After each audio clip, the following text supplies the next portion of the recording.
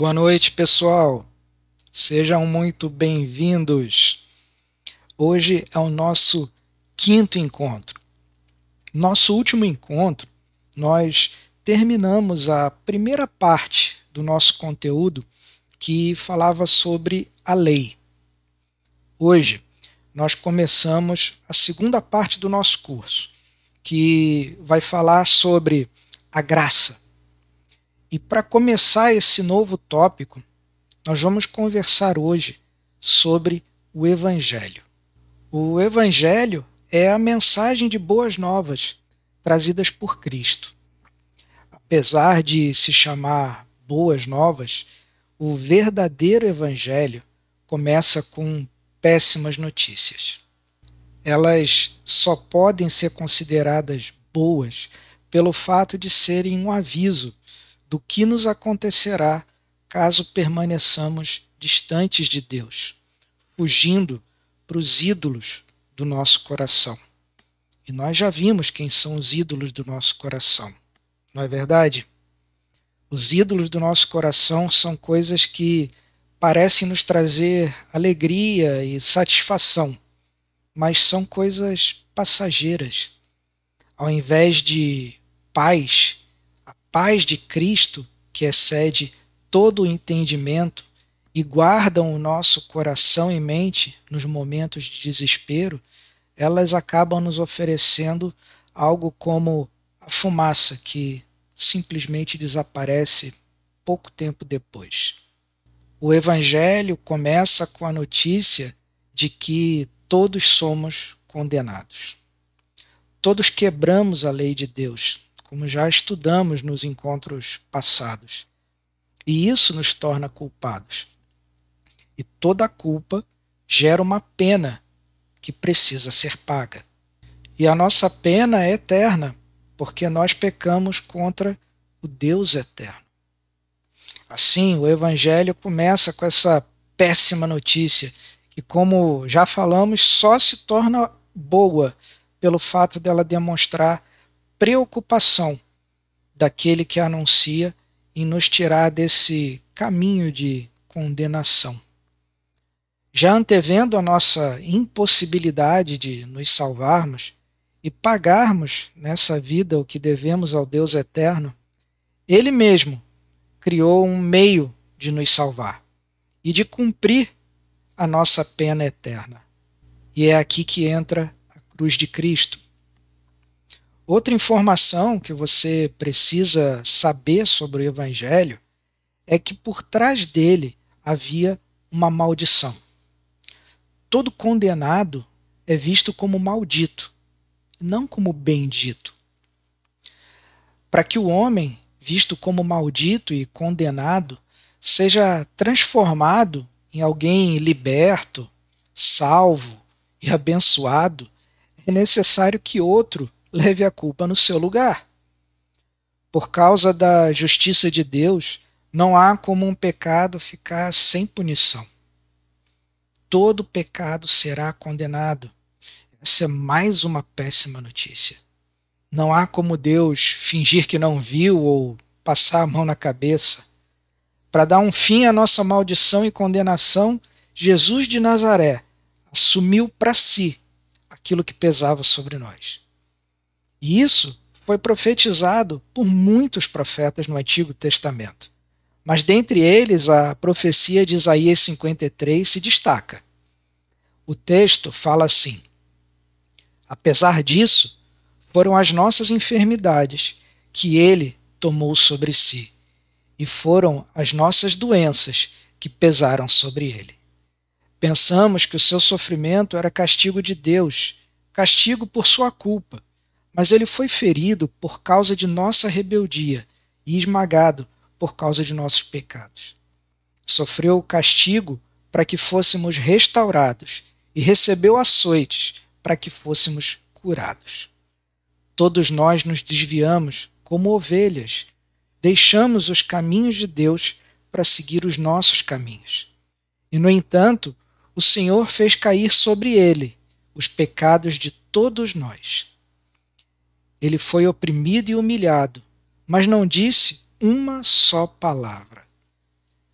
Como cordeiro, foi levado para o matadouro. Como uma ovelha muda diante dos tosqueadores, ele não abriu a boca. Fazia parte do plano do Senhor esmagá-lo e causar-lhe dor. Quando, porém, sua vida for entregue como oferta pelo pecado, ele terá muitos descendentes. Terá vida longa e o plano do Senhor prosperará em suas mãos.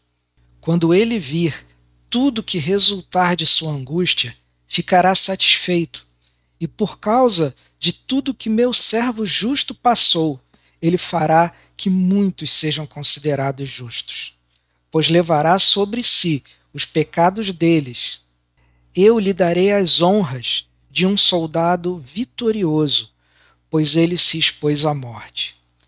Foi contado entre os rebeldes, levou sobre si a culpa de muitos e intercedeu pelos pecadores. Nós vemos nesse texto de Isaías claramente o estado da nossa alma. Uma alma doente, uma alma sofrendo, condenada ao sofrimento eterno. Mas ele tomou sobre si. E isso mudou a nossa história. Tomando sobre si a nossa condenação, ficamos livres de sermos condenados. Esse texto não poderia ser mais fantástico do que ele já é. Deus é claríssimo em mostrar seu amor por seres humanos que nem haviam nascido e que, quando nasceram, correram tão rápido para o pecado. Ainda assim, ele nos amou primeiro, a fim de que hoje pudéssemos amá-lo também. Dando sua vida por nós, morrendo por nós, ele nos resgatou das trevas, da condenação, do sofrimento eterno, do vazio na alma e no coração. Morrendo na cruz por nós, ele é levantado a fim de mostrar o caminho para o céu. Seus braços abertos apontam para a extensão do seu resgate. Vidas de todos os cantos, do extremo leste ao extremo oeste. Vidas que seriam abraçadas e recebidas sem nenhuma culpa, porque ele levou a culpa de todas elas durante seus momentos de angústia e sacrifício sobre a cruz. Suas últimas palavras são a nossa maior segurança. Está consumado. E então inclinou a cabeça e entregou o Espírito. Esse texto está lá em João, no capítulo 19. Está consumado. Ele fez tudo. Ele pagou por tudo, a fim de que todos que se rendessem a ele, arrependidos dos seus pecados, crendo que Jesus levou as suas culpas sobre si na cruz, pudessem ser totalmente perdoados e desfrutassem de paz diante de Deus. É assim, então, que as notícias nada boas acabam se tornando boas, quando os homens tomam conhecimento dessas verdades e assumem a sua responsabilidade diante do Evangelho. Mas qual é a responsabilidade humana diante do Evangelho? Bom, vamos ouvir as palavras do próprio Senhor Jesus em Marcos capítulo 8. Ele fala assim: depois chamou a multidão e os discípulos e disse: se alguém quer ser meu seguidor, negue a si mesmo, tome a sua cruz e siga-me. Se tentar se apegar à sua vida, a perderá. Mas se abrir mão de sua vida por minha causa e por causa das boas novas, a salvará. Que vantagem há em ganhar o mundo inteiro, mas perder a vida? E o que daria o homem em troca de sua vida?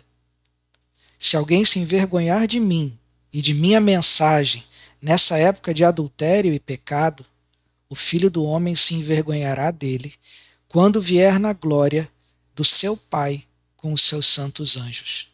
O convite do Senhor Jesus inclui 5 passos. Primeiro, negue a si mesmo. Segundo, tome a sua cruz. Terceiro, siga a Cristo. Quarto, perca sua vida por causa de Cristo e por causa de seu Evangelho. Quinto, não se envergonhe de Jesus. Essas são as nossas responsabilidades. Mais à frente, na nossa caminhada, nós vamos aprender que até a capacidade para nós fazermos isso é Deus quem nos concede. No entanto, isso não nos tira a responsabilidade. Sabendo dos passos que o Senhor espera que nós tomemos, não deixe para amanhã, porque o amanhã pode não chegar para você.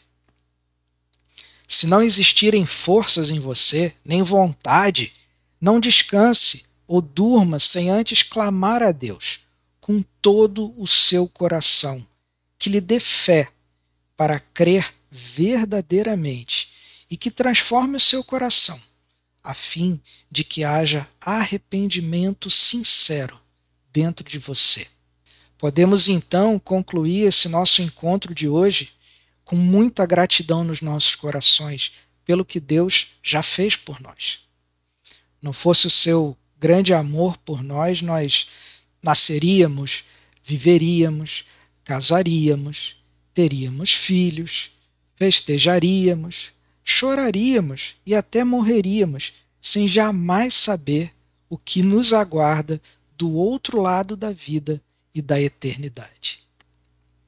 Louvado seja Deus por seu grande amor em nos revelar a nossa situação e por ter enviado o seu Filho para morrer em nosso lugar, para que todo aquele que crer nele não passe mais pelo tormento e condenação eternas, mas desfrute desde já e para todo o sempre de perdão e paz no coração.